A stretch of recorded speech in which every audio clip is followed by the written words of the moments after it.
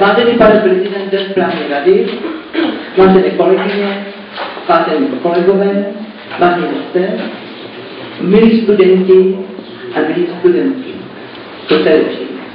Dovolte, abych vaším jménem a samozřejmě i jménem svým co nejsrdečněji přivítala našeho vzácného hosta, pana Štefana Fileho, komisaře Evropské komise pro otázky rozšíření a politiku sousedství.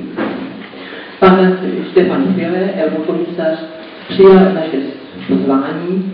Mohu vám prozradit, že toto setkání jsme začali plánovat již před prázdninami a že se teď uskutečňuje.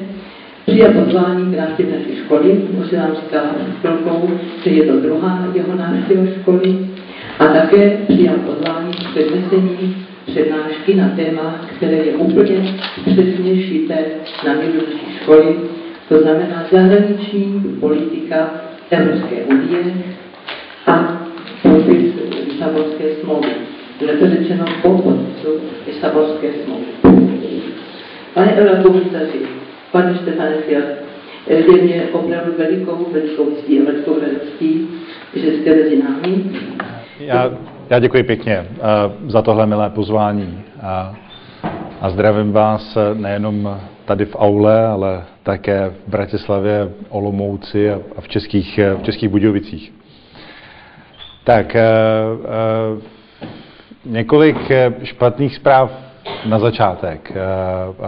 Já vám nebudu nic číst.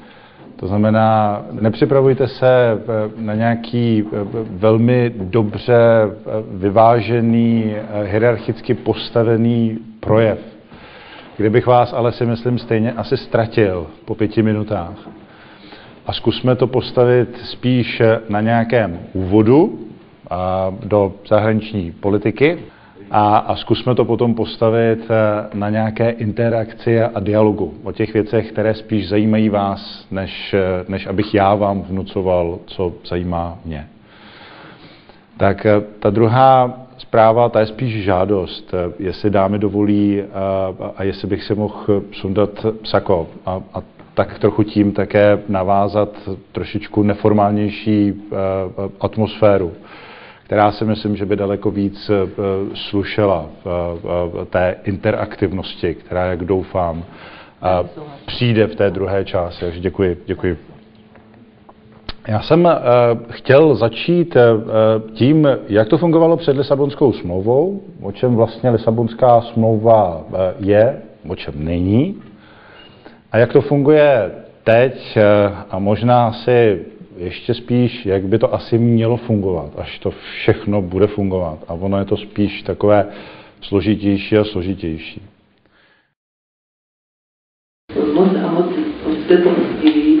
Děkuji panu komisaři, že jste byli všichni velice spokojení a nadšení se nás politickou návštěvou, a abych poprosila pana prezidenta Boska, aby uzavřel to shromáždění a pronesl závěrečné slovo.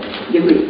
Vážené auditorium, dovolte mi, abych jménem nás všech poděkoval panu komisaři Štefanu Filemu za to, že do našich hlav nasadil řadu poznání a řadu možná i problémů k našemu přemýšlení a i k té orientaci, kterou my, členové Evropské unie a lidé, kteří by měli se přihlásit k tomu, že už nejsme jenom Česká republika a člen České republiky, Slovenské republiky, ale že jsme přece jenom už lidé evropského formátu.